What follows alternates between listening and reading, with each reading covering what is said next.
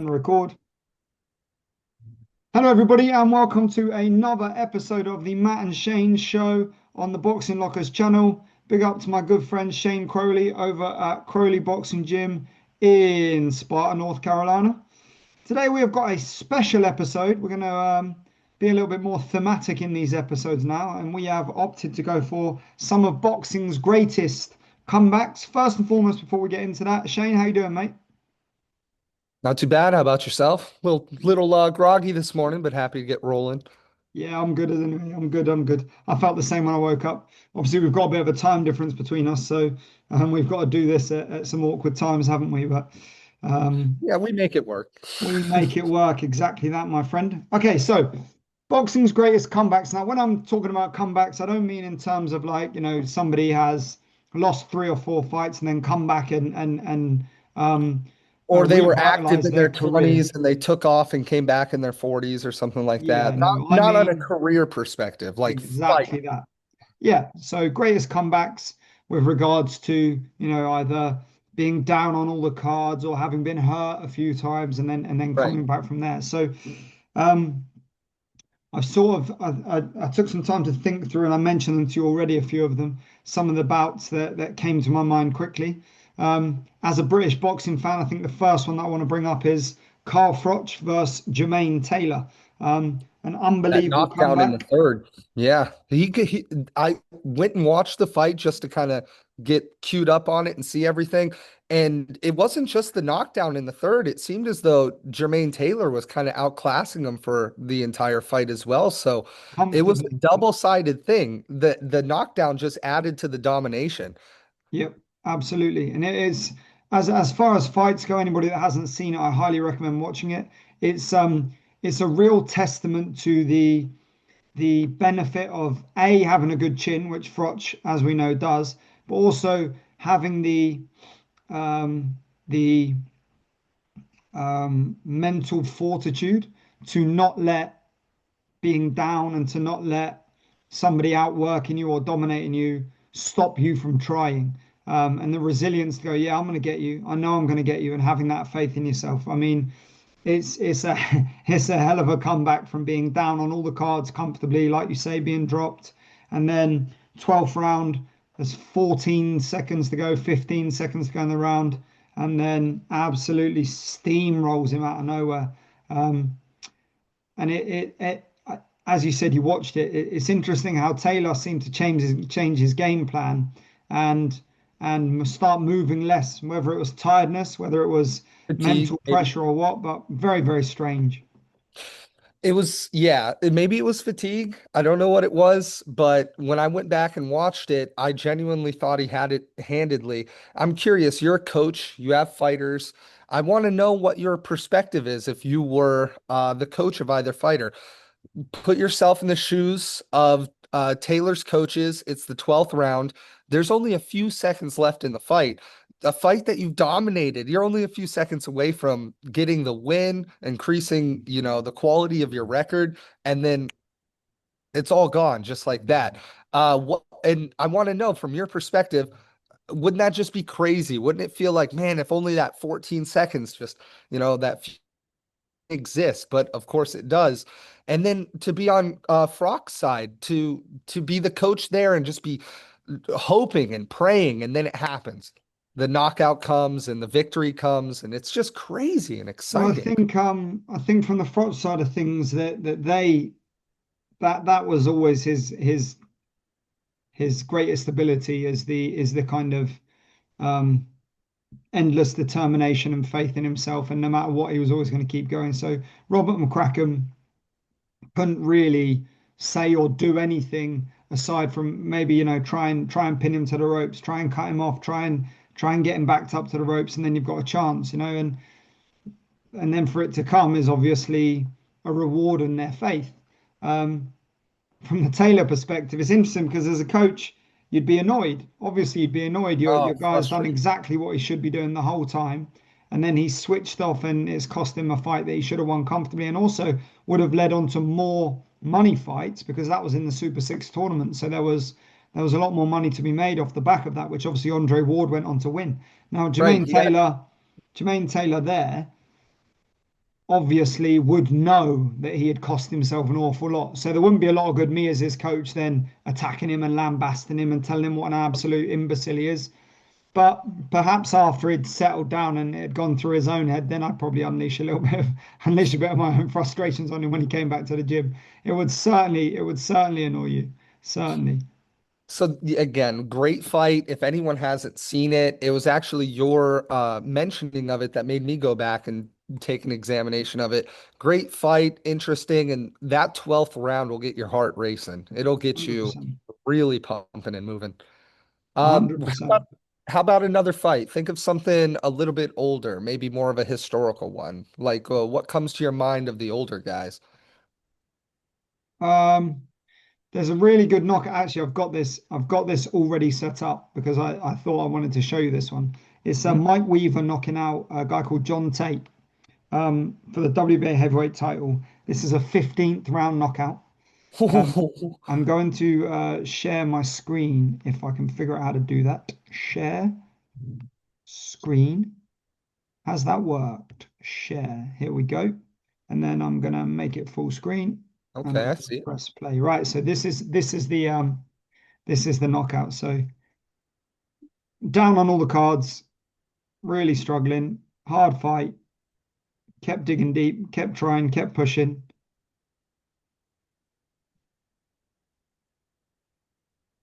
It's exciting. I love these kind of knockouts. See that? Oh, wow. Forward, Stiffen them up knocked and out shut them so down. bad he fell straight forward. Let's have another look at that. As he comes around the corner, chop in, boom, boom. There we go. Look at that.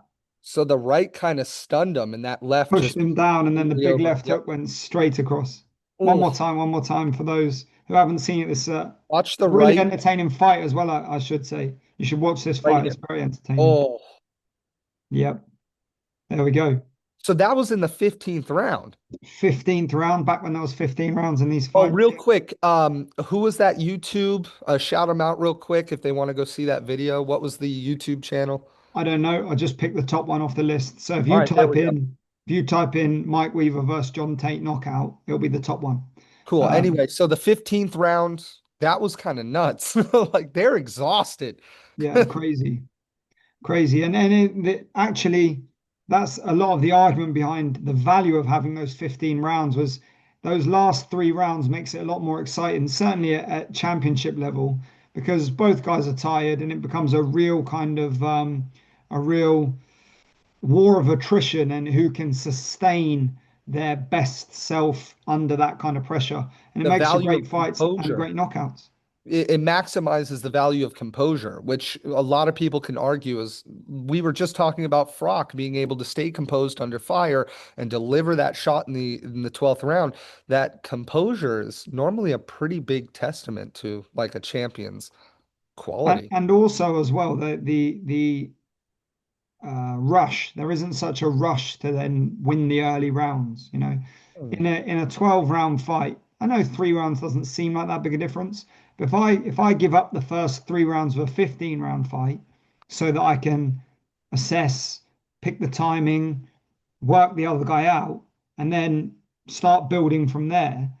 By the time it gets to the 12th round, I could have worn the guy down with the same shots that, if that was the end of the fight, would stop me getting the knockout.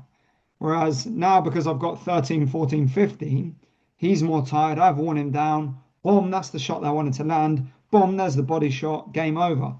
And it's yeah, I think it makes for more exciting boxing. Certainly at that championship level. I don't think it's necessary at all levels, but for any kind of big fights, I think it definitely gives you a little bit more, and I think it gives you more value for money as well. Um, Obviously, if we don't have fights like Rolly Romero and Ryan Garcia kind of happening that are complete snooze fests, but in these kind But of that fights where that's you have two guys ready to go all out, it makes it a lot more entertaining.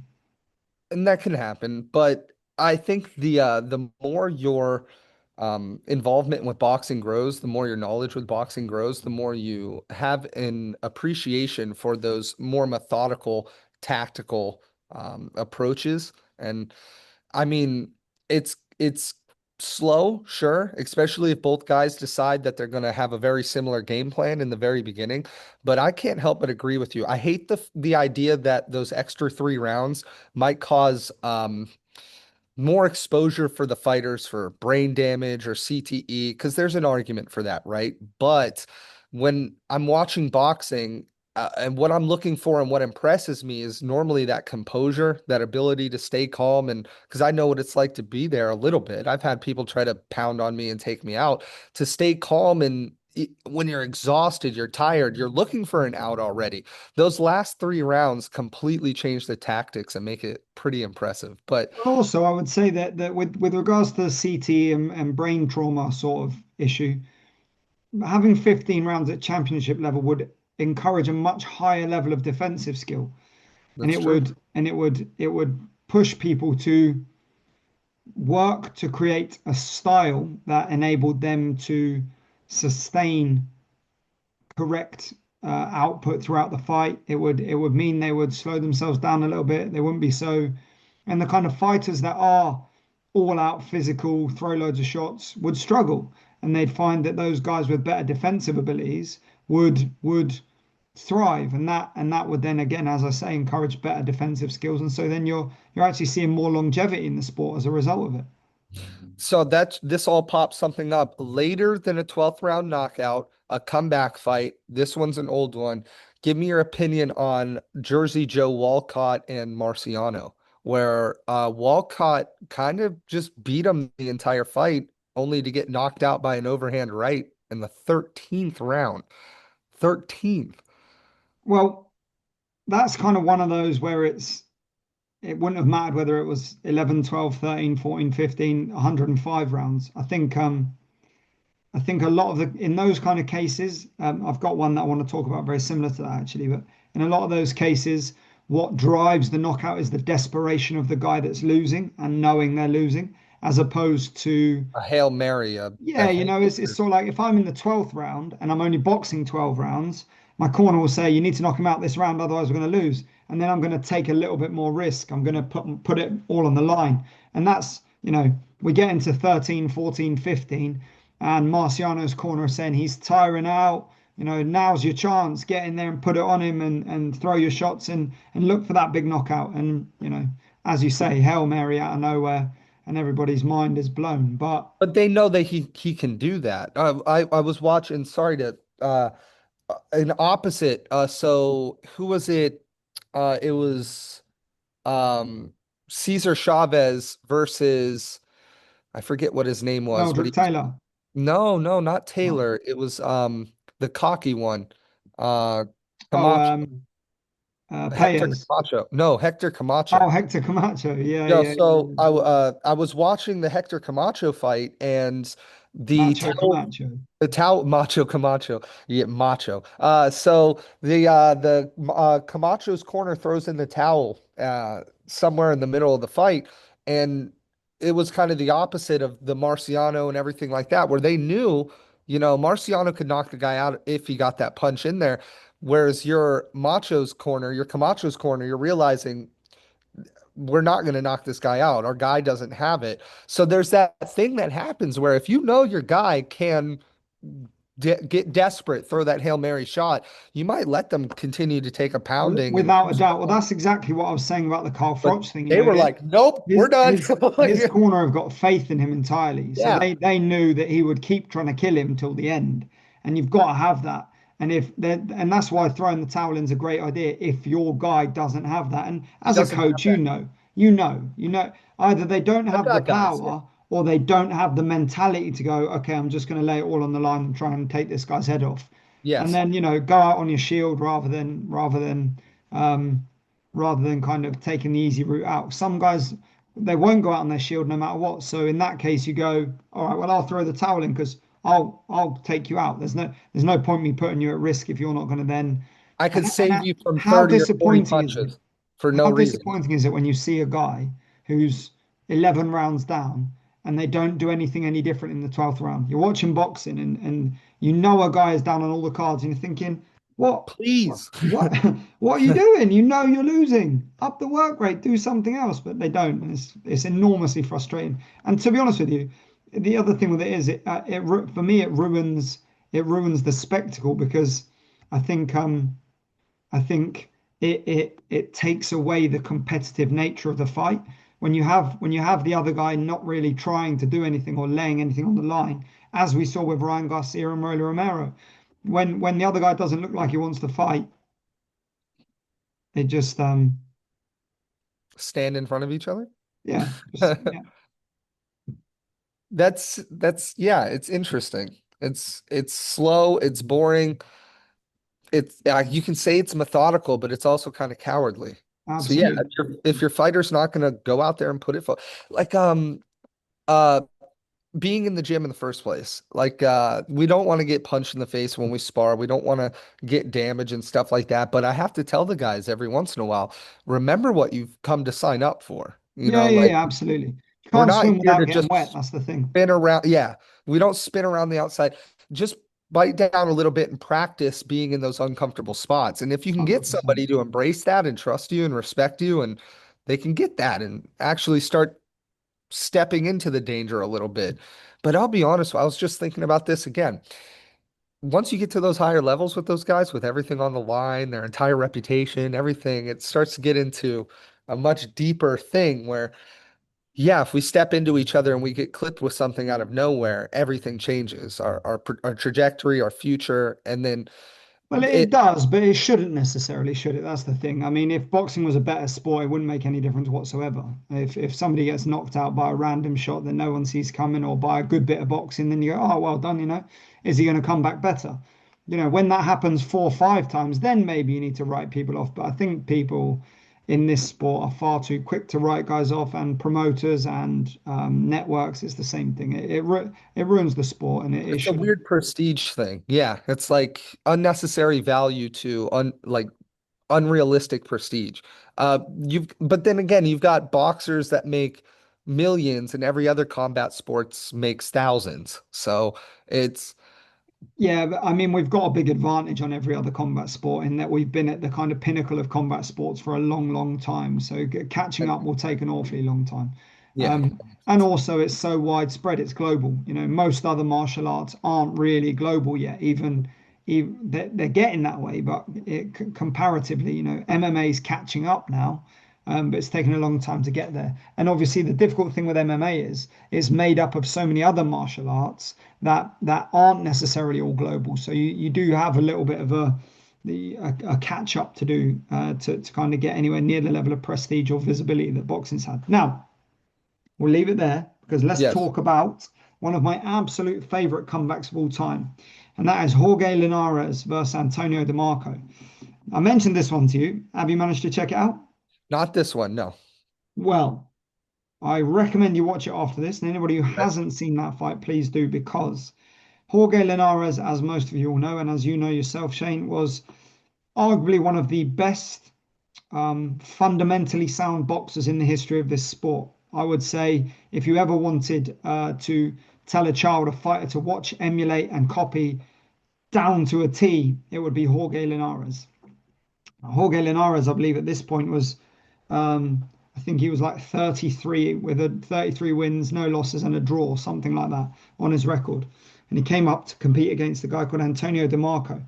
Now, he he absolutely outboxed DeMarco, beat him to pieces. His face was bruised, he was bloody, he was struggling. But again, the corner didn't give up. They had faith in their man, and they saw something that we as the spectators didn't see, and that was that DeMarco was getting fractionally closer every round. And then in round 11, out of nowhere, he started having success. Linares got bust up, got hurt, got damaged. All of the little shots that had been clipping him through the fight started having an effect, and the fight was stopped in round 11. And Oh. it is when you see DeMarco's face in, say, round 6 or 7, you think there's no, why aren't they throwing the towel in? Why aren't they throwing the towel in? And then to see this comeback, I highly recommend watching it for a start because it's a beautiful boxing performance from Linares, and just goes to show you, similar to the Taylor fight, just goes to show you how quickly those things can turn, like you were just saying. That's interesting. Now I'm gonna go watch that, knowing the outcome, and I'm going to be looking for him to be inching closer and closer. Yeah, yeah, Got yeah. cold And butt. the other thing is he never stopped applying pressure. You know, Linares was outboxing him, but he was doing it not necessarily in control of the pace the whole time, which I think then fatigued him, slowed him down, and set DeMarco up to have late success. And perhaps that's what his corner, perhaps that's what his coaching team had sort of planned all along. I don't know. I wonder if that makes my head spin. I wonder if it was that DeMarco had mapped his footwork patterns and found a good way to start cutting him off better and better and better, Well, or that that should Linares got happen. that, or Linares maybe a combination of things. He got so fatigued, his feet slowed down. So that was just getting him closer and closer. I know in when I'm sparring and I've got somebody that I'm working in like that, like I'm just getting inch by inch. I tend not to capitalize on it until I know I can capitalize on it. Even though I'll be close enough, it's like I can't give this away right now. DeMarco must have had just the most disciplined and like respected approach to knowing I could do it now. But maybe making me think he didn't really let him, must not have let him set his feet. Well, There's no way he to was let. quite wild, in fairness. He started wild, and actually, as the fight progressed, he kind of just stayed wild and got a little bit, perhaps a little bit more intelligent with his feet, and kind of used his legs a little bit more with those wild shots. So But that I mean, might have. it's straight long work that beat him, really. It was Linares keeping everything off the back of that beautiful jab he throws. Oh, I want to watch that now. Sorry. Really good fight. Really good fight. Excellent performance. And then Adrian Broner beat Antonio DeMarco, who had then become world champion in his next fight. And that's, I would argue, Adrian Broner's best performance. He made DeMarco look like he'd never put on a pair of gloves. It was absolutely exceptional. It was I mean, that wild. was when I became an enormous Adrian Broner fan before he threw it all down the pan and flushed the toilet. I was also a huge fan of Broner. The downturn of his career kind of broke my heart a little bit. Regardless of his antics, I really thought we had a little Mayweather Jr. on our hands. And 100%, 100%. But the antics were what cost him really in the long all run. right, give me another one of your favorite comebacks. What's another one that really sticks out to you? This is one I was gonna mention actually, and it was a heavyweight one. It's Audley Harrison, the man who brought British boxing back to the forefront of people's minds, with his medal in Sydney Olympics 2000. Um, and this was after he'd had a couple of losses, I believe, and was coming back for a British title fight. I believe it was for a British title fight. I think I wrote this down somewhere. I believe it was for the British title fight. And he was boxing a guy from Reading, just down the road from me, actually, called Michael Sprott, who I'm sure he would probably agree was relatively limited in terms of skill set, but a tough man. And he'd built himself into a position to then be competing with Harrison for the title. And Harrison outboxed him handily and then got injured.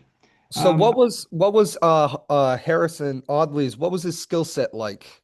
What was A his fantastic boxer, long range boxer, but had um, kind of been exposed for not have a great chin at this point. Sorry, a so minute ago I just said Harrison had outboxed him handily, but actually I meant it the other way around. Sprott had actually outboxed Harrison quite handily, and people expected it to go the other way, and Sprott was up on right. all the cards. Wow. And So he was a describe to me shorter squatter fighter, and Harrison was big, rangy, southpaw, kept everything quite long. how did Was he Sprock southpaw? I outbox him? think it was southpaw. Say that again.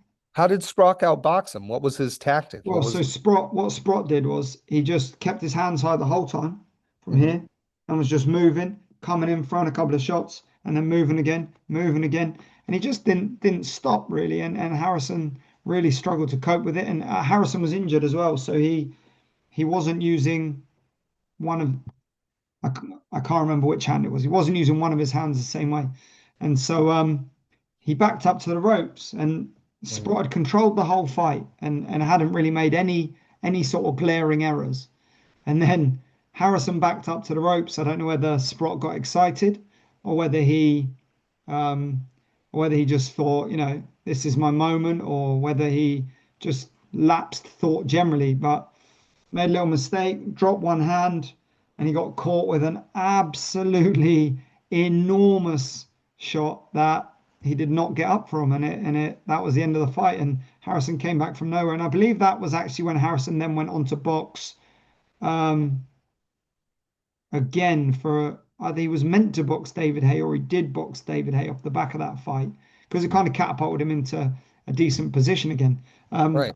but interesting career, Audley Harrison, because I don't know what you know about him, but he basically is the reason, having essentially withdrawn all funding from amateur boxing, the Olympic Committee and the government and lottery funding started reinvesting in boxing in the UK based off the back of Audley Harrison's success in Sydney. He went out there having not really kind of had much of a name for himself, and no one really expected him to do a great deal.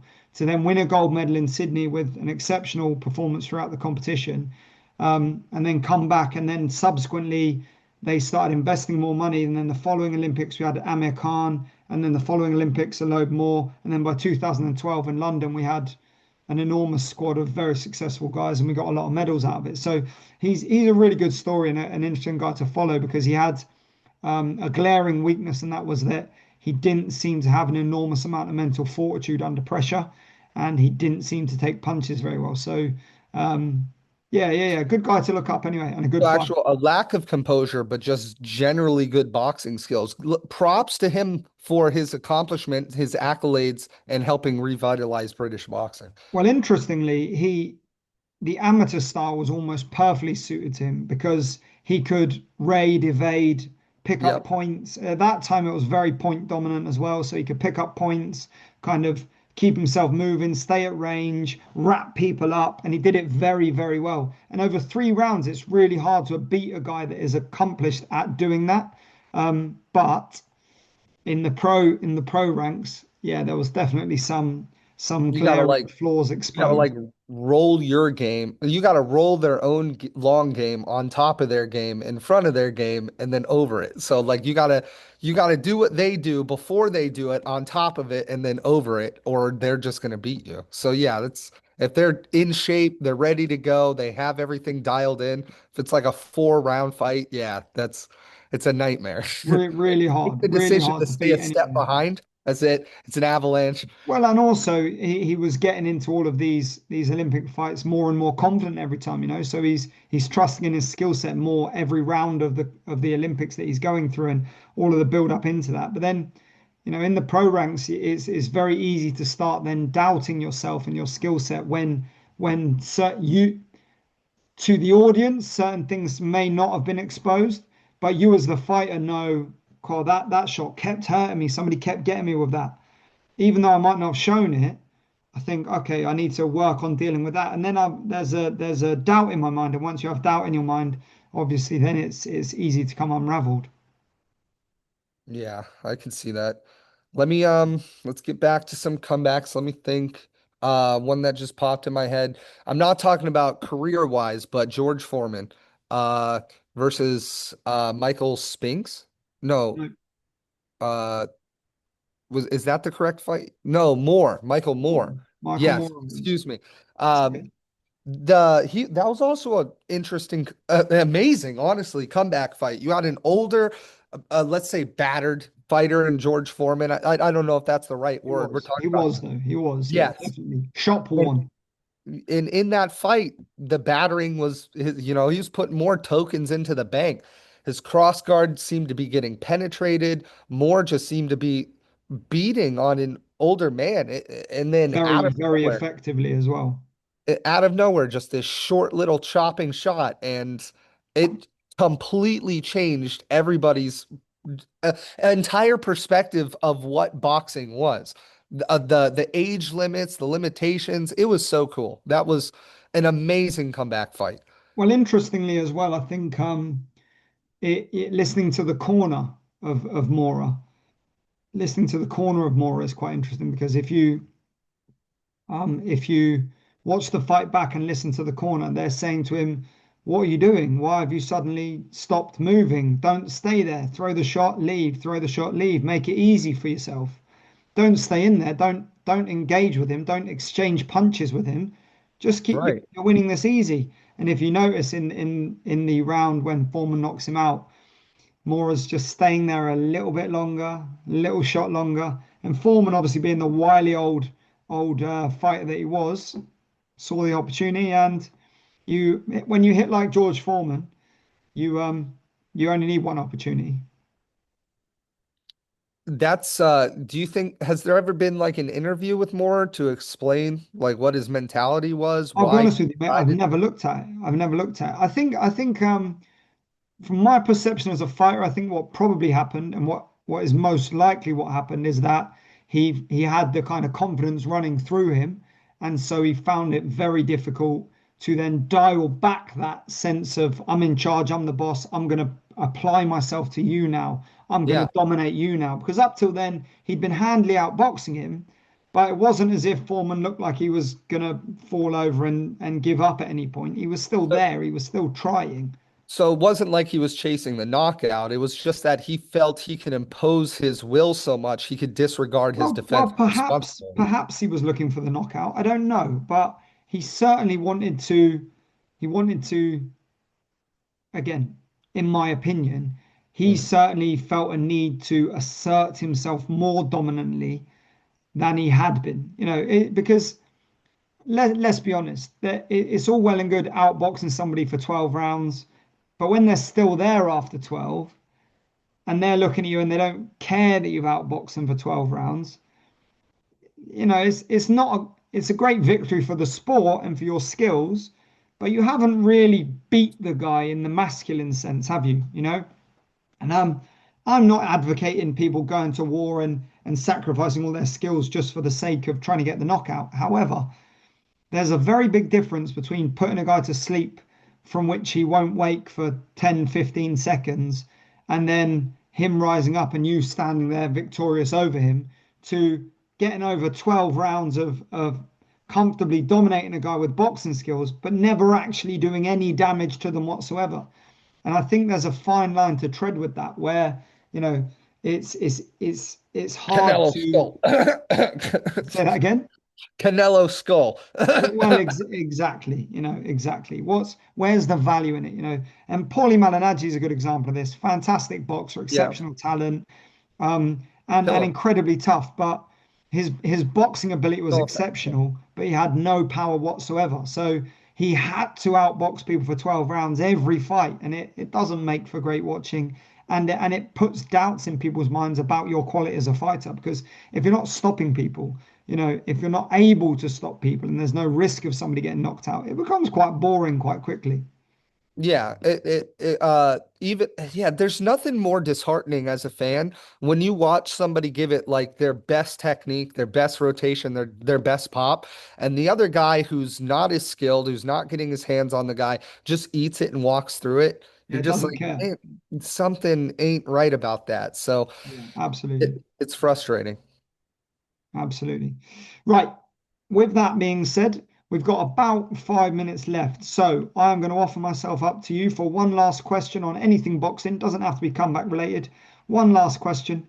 If you have any questions for me or you can think of anything, and we'll have a quick little run over it and then we'll say goodbye and thank everybody for watching. All right, so yeah, as so back to coaching perspectives. Um And I'll keep it tied to comebacks as well. Have you seen any of your fighters come back? Oh And yeah, have you absolutely. Yeah. coach them to it? Advice, if your fighter is on the down end, to me, I'll start here. I've had it happen. We were in Baltimore. My young fighter Jackson, he got beaten. We have point sparring here. It's a little bit safer for the kids. Don't get me wrong. When they start going, they're fighting. It's just that the refs won't allow for like standing eights and stuff like that. They'll stop the fight a lot sooner. All right. So Jackson gets outboxed the first round. He comes back to the corner, and I was kind of confused because he was just completely timid. Maybe it was the pressure. And I just talked to him real quick. I was like, "Hey, um, are you all right?" And he's like, "Yeah." I'm like, is he hitting you too hard? Is he hitting you harder than anyone else has?" And he goes, "No." That's actually the first thing I thought. I'm like, the kid was bigger. He must be hitting him harder than Jackson's used to because it broke his composure. He seems to be frozen. And when he told me that, no, I've been hit harder in the gym, I go, okay, buddy, then you just chose to lose, didn't you?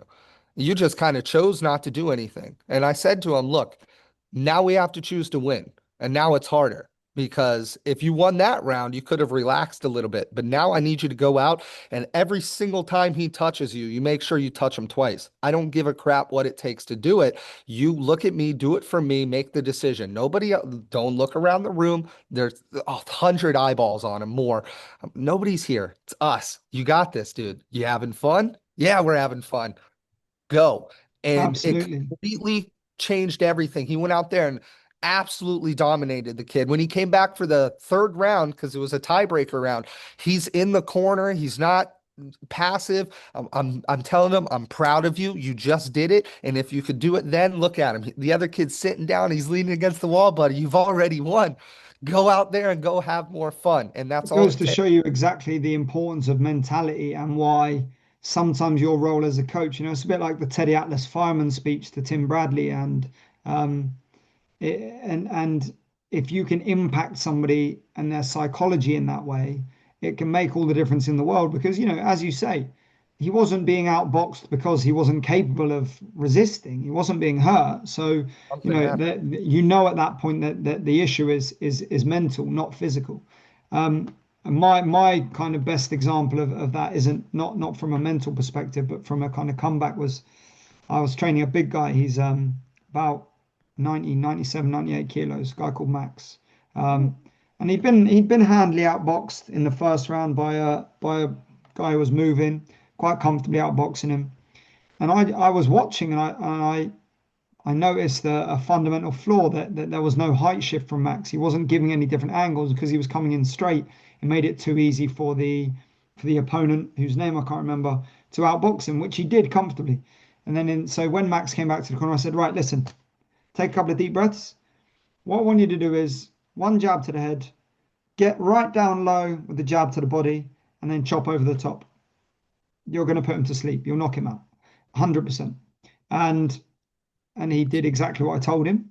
And in the second round, I had the guy fall through the ropes, and I had to catch him and stop him. And the ref jumped in, and it was perfect.